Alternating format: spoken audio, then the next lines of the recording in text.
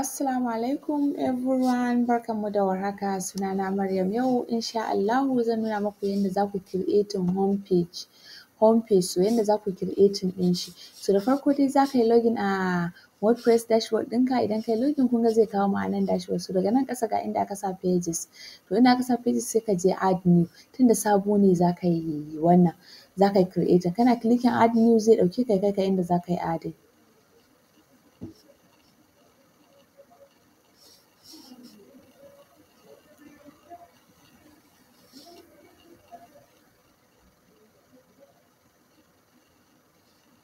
So ya ɗauko mu ya kawo mu nan inda za mu yi add new, ga inda aka sa kai adding title nan, to tunda home page ne za ka yi, kuma wani irin page ne sai ka sa sunan shi.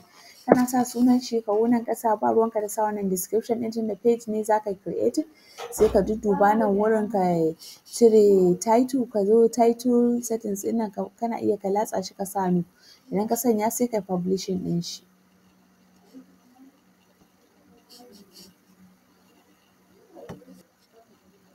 So kamar yadda kuke gani ga shi nan na yi publishing ɗin shi, har ma an ba shi link, ga shi nan an sa page published. So da ka yi viewing ɗin shi za ka gan shi empty. So idan kana so ka maida shi ya zama home page, daga ƙasa za ka yi sai ka je settings. Kana zuwa settings ga shi nan wurin sai ka je reading.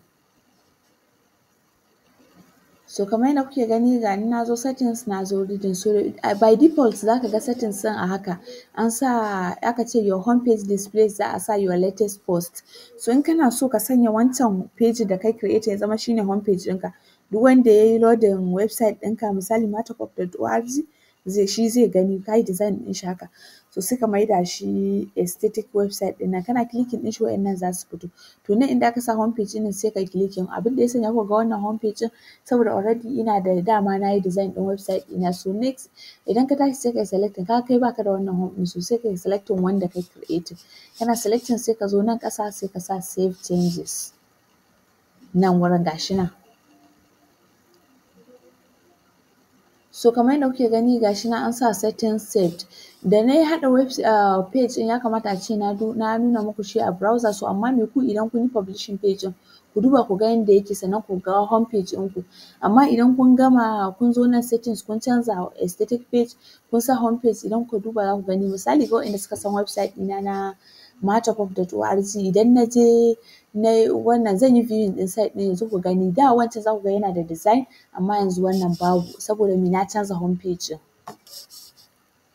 Saboda haka yanzu zan je home page ɗina sai ku gan shi, zan latsa nan inda aka sa sunan matapop ɗin nan sai in sa view site.